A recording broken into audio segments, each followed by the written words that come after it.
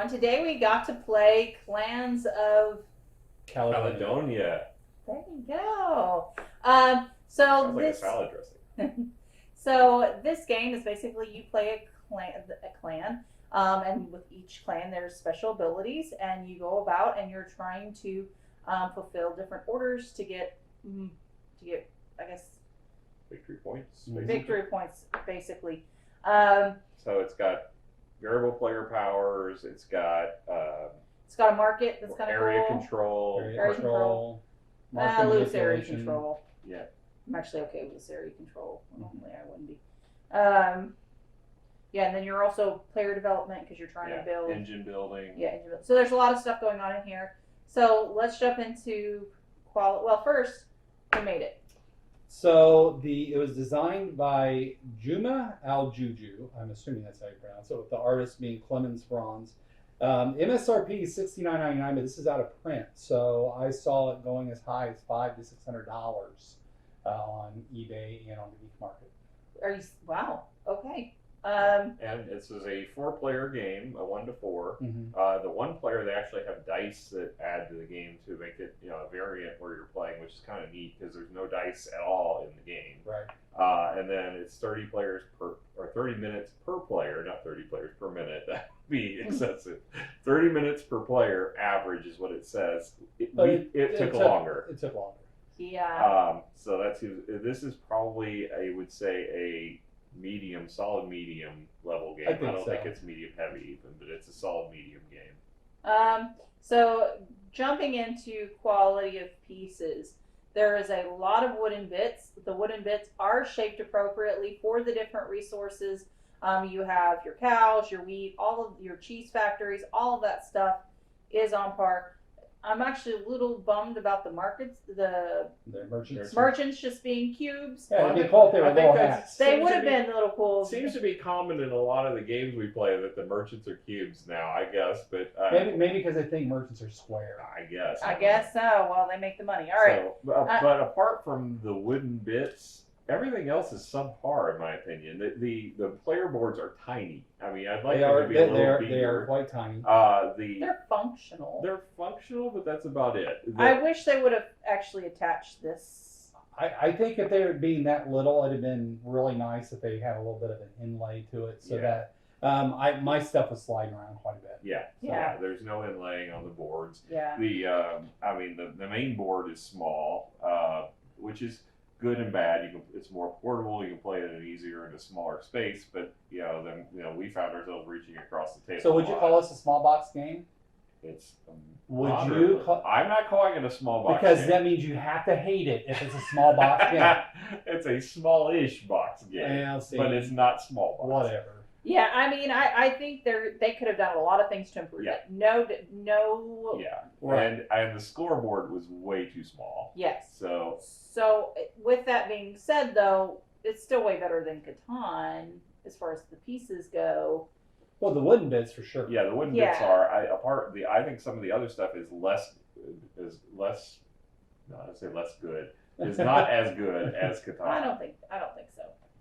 I was going to give it a 5 because I think it's a balance. There's some parts I like, some parts I didn't like, so it averages out to be on par with I was going at 5 as well because the scoreboard is very non-functional. You have to put pieces basically off the board or else you're going to have a lot of stacking. And if your table gets bumped, you're going to be screwed. Yeah, I mean there's 2 purposes for the scoreboard and they're contradictory. Or not contradictory, but they're overlapping. Right. So it would be better if there was a score track on the outside for your ribbons, victory point ribbons, and then interior for tracking the 3 commodities. Because I think it's too crowded. Yeah, I mean, I understand that that's not functional. My thing is I do think the bits are better quality. The art is better on this one than in Catan. You think so? I think so. So I'm actually going to give this probably a 6.5. Is it way better than Catan? No. And I also think it depends on which version of Catan. You got Randy's Catan. If we're comparing that, this is by far. Well, see, I mean, personally, I didn't think the art was any better. It's not any worse. It's about the same because there's very little of it. The tiles at Catan are much bigger, and I think they're illustrated I- better versus these little bitty ones on here. And, Well, you're talking about size, right? That's not we're talking necessarily about art. is theme. Anyway. right, but still, I'm just Oh, art is theme. I forgot Yes, about we're that. talking about quality. so Yeah, so I mean, again, 6.5. I think Okay. the chits are way better. Do I think the board should have been bigger? Yes, but with that, if they created a extra large version, I'd be all up in that, like because it is hard to see. But they didn't do that. I think it's okay. It plays on this size of the table, and the size is fine. I would also say the other thing is they didn't give you enough of the bits. Even with 3 players, we ran out of. No, but bits. they gave us the cardboard stuff for But it. when we played 4 players, that wasn't enough. Oh, did we have an issue with that? I don't Yes, remember. we I was ran having out stuff. of a couple of the different items. So I think they needed more bits in general. Okay. All right. So moving on to theme. The theme, I actually really like the theme. I like, I feel like it's a clan, Scotland, Ireland. I'm not really sure which. I mean, it's cool that they actually use the famous within Scotland, I assume, clans of Scotland. These are actual 19th century Scottish clans that were very important to the history of Scotland. Several names were very familiar because I read a lot of that literature, and so it was like, hey, I know that clan. Like McDonald's? No. Talking about, was the old. just read your Okay. little insert. Oh, sure. Clans of Caledonia is a strategic economic game set in the 19th century Scotland. During this period, Scotland made the transition from predominantly agricultural economy to an industrialized one, heavily reliant on trade and export. As a consequence, food production increased to support the growth in population. Cheap cotton imports increasingly replaced linen, and raising sheep gained importance. When European wine and brandy production was ravaged by a plague of insects in the 19th century, Scotch whiskey was drafted as a substitute for cognac. The whiskey industry exploded into life, turning it into the premium alcoholic beverage in Europe. In Clans of Caledonia, players represent unique historical clans competing to produce, trade, and export agricultural goods, as well as their famous whiskey. Yeah. So I actually really like the theme. I like the agricultural bit. I like trying to build your clan. I like the market aspect.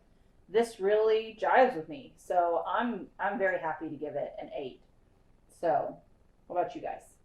I thought the theme was pretty layered on. I didn't feel. I mean, I liked it. Don't get me wrong, but it could have been anything really. And so I liked it, but I wouldn't give it. More of a 7 for me. I'm somewhere in the middle. I like when they have historic accuracy to things. Like I like when they have flavor behind it as far as the clans go. I think that's good. Yeah, in the rule book that was great, but it didn't do anything when actually playing. Well, I didn't feel the that. clans were I didn't tied- feel that historic. It would have been Aspect to better it. if they put on the back of the clans the Yeah. information about the clans. I mean, but it was in the book. I mean, there was bits about each clan in the book, and I like that. Yeah, the, I did. The flavor I did of too. that.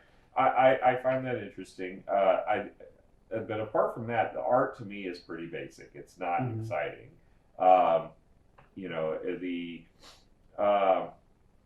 As far as I don't know. I think I'm more of a 7.5. I think I'm somewhere between you two because I just don't think it's that prevalent in the game. But I also don't think I think it is important. It's used in the game for the clan functionality, and I love that.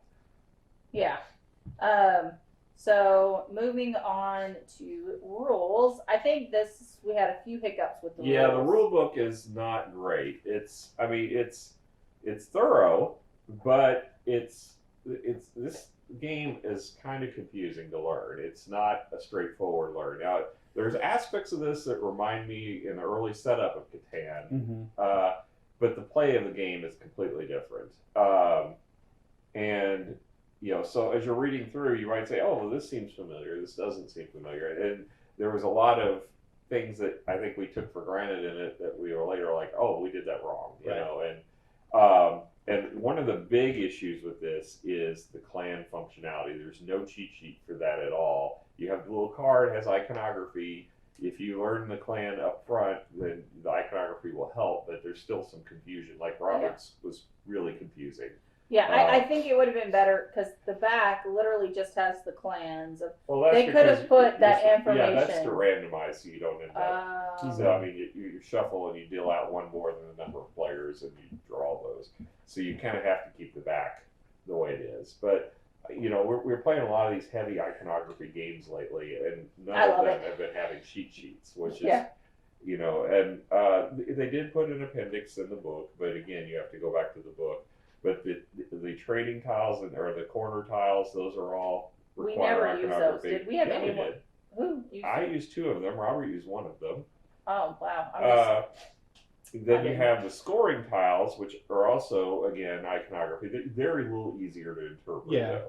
They're not that problematic. The clans are the heavy one, the problem ones.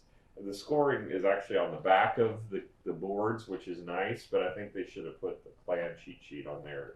I think that was actually more critical than the scoring. Give it a score. Because of the complexity of the game and the lack of that, I'm going to go ahead and give this a 7.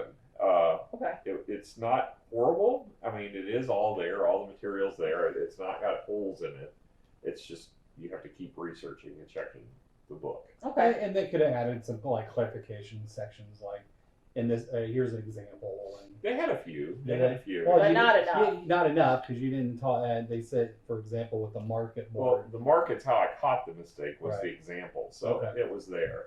So moving on to gameplay, guys.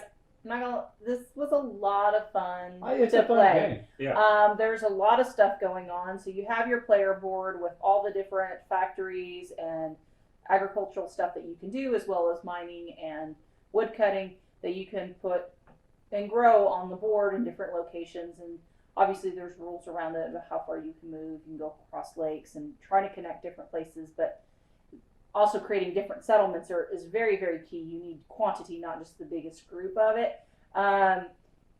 And so basically every round you get an action. They did have a cheat sheet with the different actions you can that take. is very useful. That is extremely useful. If and it you helps take your you glasses jump in. off, so you can read. Yeah, it is small, and make sure you're on the proper side for your appropriate language.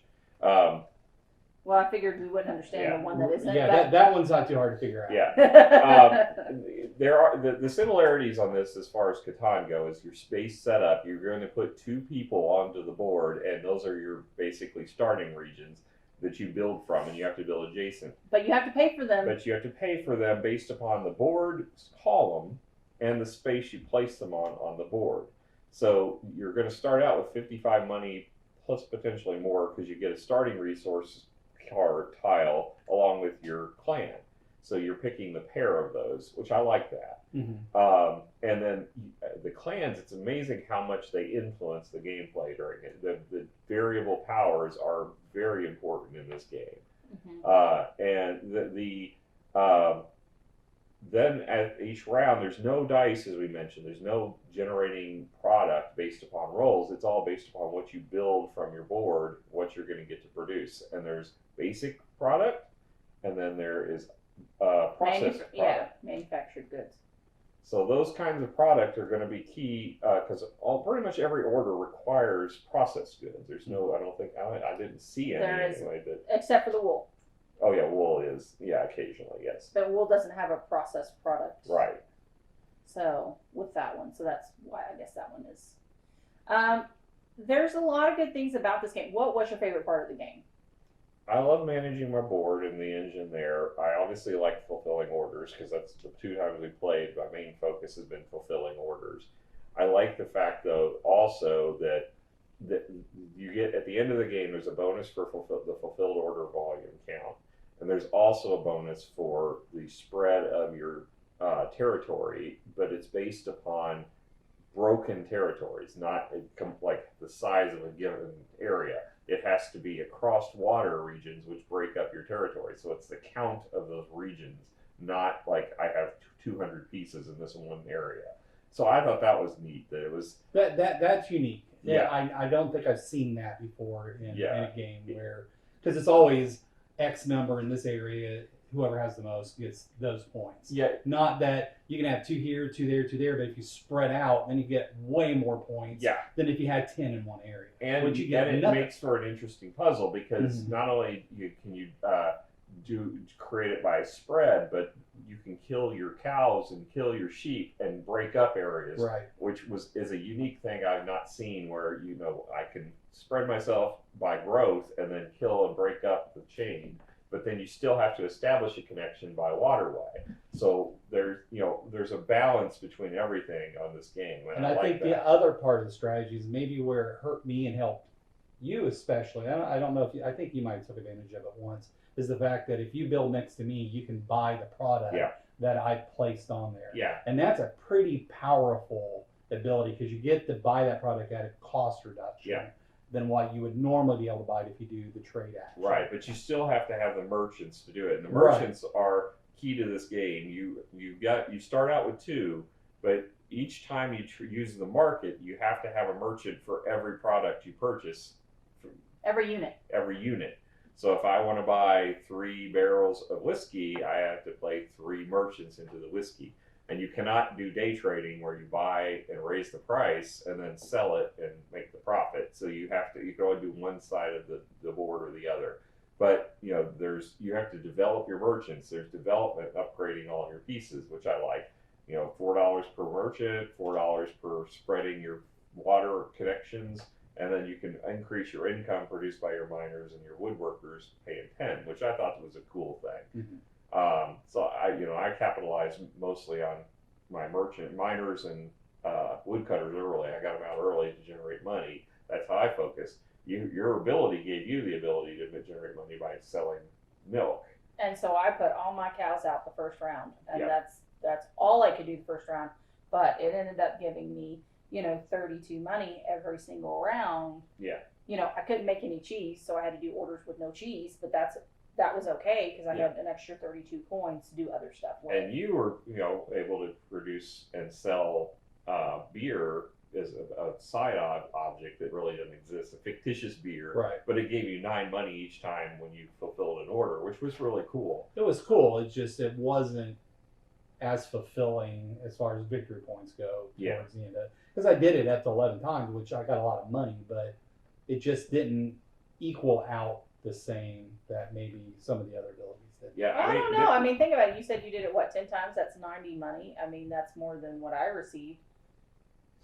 Maybe like 80 that one time. Well, that was because there was right, but still, right. But still. I mean, I'm Well, not dissing the ability. Yeah. I think it was fun and it was a cool ability, but I just either I didn't take advantage of it correctly, which is probably 99% the probability of it, but it just didn't feel like I was able to take advantage of it to score a lot of points. Yeah, but I mean, each plan is different, significantly different. There's I think 9 in the base box with Kickstarter bonuses in it. I don't think this was a Kickstarter, so I think they must have added them because I don't think I got a Kickstarter version. But it's really cool that they have all of these variety, and they all feel different, and you play the game completely differently based upon it. Yeah, absolutely. Give it a score, guys. I think it's a solid game. I'd give it an 8. I'm torn. I guess I'm going to give it, from a gameplay perspective, again, pure and simple, a 9. Because there's a lot of stuff I don't like about the quality and that brings it down in my enjoyment aspect of it. Because I really don't like small pieces. I don't like small spaces. But I'm already penalized for that. From a pure gameplay, I like how everything fits together. I'm going to give it a 9. I'm right in the middle. I really enjoyed this game. When we got done playing it the first time, I was like, I want to play this again. I was kind of excited Robert wasn't with us so we could play it again right away. Did you say you were excited because Robert wasn't with us? Because we got to play it again right away. That hurts. And so I could play the game twice. Not that you weren't there. That's why you got me the candy, is because you were feeling guilty of those feelings of me not being there, being happy about it. No, that's why I got you the socks. Oh. So I think I'm kind of, though, in the middle. I think I'm at an 8.5. There are other games I enjoy a lot more, but this is definitely a good, solid game that I really enjoy. So if someone says, hey, I want to play this, I'll be like, let's do it. But it wouldn't be, I don't think it, like if you're like, oh, Miranda, pick out one of your favorites, I don't think I'd pull this one out. But I wouldn't say no if someone else did. But you did. You pulled it out this time. Right, because I 'Cause you want to wanted- play it again. So, and we needed to review it. Right. Leave my excuses alone. So, any other comments before we head out? Nope. Well, thank you guys so much for hanging out with us tonight. Hope you want to join us again. Hit the subscribe and the notification bell if you would like to. We hope to see you guys later. Bye. Bye.